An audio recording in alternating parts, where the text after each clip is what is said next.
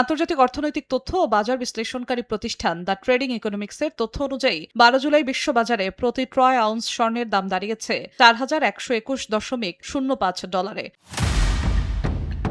এক সপ্তাহের ব্যবধানে স্বর্ণের দাম কমেছে 1.18%, আর এক মাসের ব্যবধানে কমেছে 2.18%। বিশ্লেষকদের মতে ডলারের শক্তিশালী অবস্থান এবং সুদের হার নিয়ে প্রত্যাশা স্বর্ণের দামে চাপ সৃষ্টি করছে।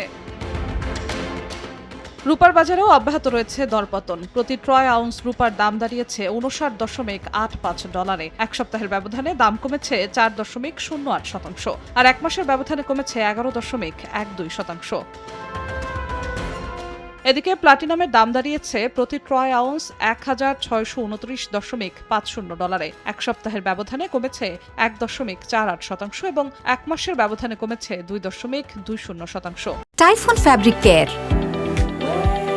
ফ্যাব্রিক কেয়ারের সুপার পাওয়ার।